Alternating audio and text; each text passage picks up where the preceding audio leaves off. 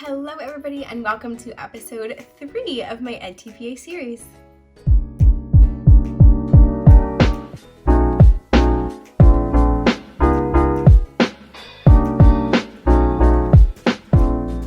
My name is Kinsey. I am not a student teacher anymore. I am working on being a teacher. And today we are going to be talking about task 2 of edTPA. If you are new here, definitely consider subscribing because I have posted 2 other videos all about edTPA and I have been documenting my whole journey, so I would love for you to come along with me. I also have an Instagram that I post on pretty regularly, so go join me on there as well. If you have not seen the last 2 videos, I highly recommend you go and look at those. They are linked down below and above.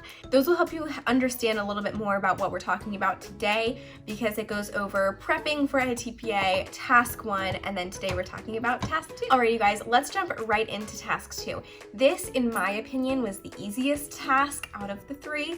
I felt like it had the least amount of requirements, and once you did it, it was kind of done, and it was like you were forced to accept it. And you will understand what I mean in a moment. So, like I said before, I asked questions on Instagram and YouTube to see if you guys had any questions or things you wanted some help on. So there's going to be a few questions in this video that are from you guys. If you have any more, definitely consider leaving them down below. I would love to answer them. If you have any about task 3 or general edTPA questions, leave them down below as well because I have another video I'm going to be filming that I can include them in. So, a big part of edTPA is that you are required to film your lessons that you plan. So, within your student teaching experience, you will film your lessons that you are teaching to the students. That can become very difficult because of logistics, but you get permission from all of your students and you record the lessons that you will be teaching, and you take bits and pieces of those video clips to submit into edTPA as their evidence for your teaching. One of the big questions that I got a few times on Instagram mainly was, how do you know what to film? And that's a really good question. You film everything. Film every single part that you are teaching for your edTPA. Let me give you a little overview. You can only submit 15 minutes worth of footage of your teaching. That's not a lot. Considering you have planned 3 to 5 full lessons to give to your students, 15 minutes is not a lot, which is good. So basically, you will spend a week and you will do your edTPA lessons. And with that, you will film every single minute of every single lesson because then you will have choices to pull from. And that will be really helpful in the end because you'll be able to say, okay, I didn't like my teaching at that part, or oh, this went really well, this student learned in this moment. Whatever. So you will only need 15 minutes, but film everything because some parts will be better than others. You'll be able to pull different things for different reasons. Go to task 3 to know about that, but just film everything just to be safe. You would rather have more footage and not need all of it than to have not enough and need to refilm parts. I'm really sorry if you can hear my dog in the background. He is chewing on his bone. It's either the bone sounds or him like barking and whining for my attention, so sorry. I also recommend that you know your filming restrictions. This means, again, knowing you only need to submit 15 minutes, knowing that in order to submit your videos into edTPA, it has to be a continuous video. And that does make it a little more difficult, I will say, but that is one of the restrictions. Also knowing your county restrictions, so whether you're allowed to film students' faces and voices, whether you need to blur out their faces and names, whatever. Again, virtually, it's a little different than in person. I think, truthfully, it's a little easier virtually because if you do have to blur out faces and names, it's really easy. I will show that at the end of the video. Filming is the big part of task 2. It does take a little bit of time. You do have to actually teach your lessons in this task, and it does require a lot of thought. But once you film it, like I said, it's kind of easy going from there. It's all just paperwork and logistics. So doing this part is like that big, it's like a Wednesday. You're just getting over it and then it's done. I'm gonna give you a quick overview of what you're going to submit for task 2, and then we have one more question that I'm going to answer. Lucky you, there are only 2 parts to task 2, A and B. Part A are your video clips, and part B is your instruction commentary. So Like I said in my last video, the instruction commentary, I believe this one is 6 pages maximum.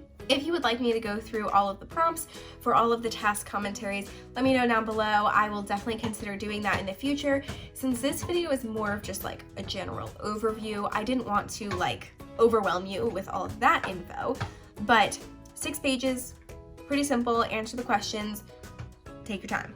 So for your video clips, you will have 2 clips of at least 3 minutes each and a total of 15 minutes together. Again, each clip needs to be continuous, not have any breaks. One clip is going to have a whole group scenario, so this can be at least 4 students and up.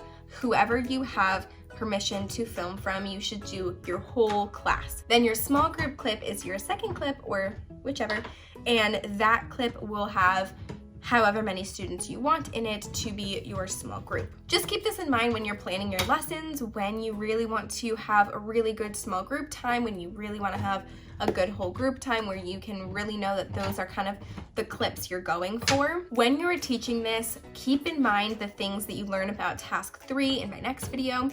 When you are teaching, there are things in task 3 that you need to kind of hit on and talk about in order to kind of submit that video as evidence for task 3. So before you teach, make sure you know what's required for task 3. That way you can incorporate that into your lesson plans when you record.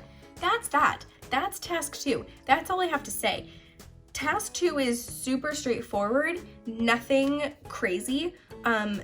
It's just a little bit more, it's equal amount of work, I would say, because you do have to do that filming and you do have to teach it. So the next question that I got for task 2 was about blurring faces and names. Like I said, some restriction on counties is that you can't show faces or names of students or even yourself sometimes. This can be a really daunting task. Like if you've never delved into the art of video editing, it can be really daunting. It's really easy. Don't worry. If you are interested, stick around because I will do a little demo of blurring faces and names on iMovie for your edTPA. If you already know how to do that, congrats. Task 2 will be nice and simple for you. Hopefully this was really helpful for you, and I hope that I will see you in the next video.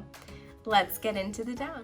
Alrighty, you guys, so I have iMovie open. So all I've done is started a new project, and so far I have just imported an old video clip.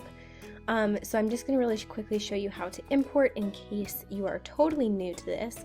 So you are going to click on that down arrow and it's going to open up your documents. So you will just kind of find wherever you have your clip stored. So what I have done is gone in and in my edTPA folder, I have saved an image that is a blur image. So you can just type into Google blur image, download that to your computer, and then you'll be able to import it really easily. So we are going to drag this down as if it was a picture, and we are going to spread it across the whole clip that you have. What we're going to do now is we are going to change this from being cutaway to a picture in a picture.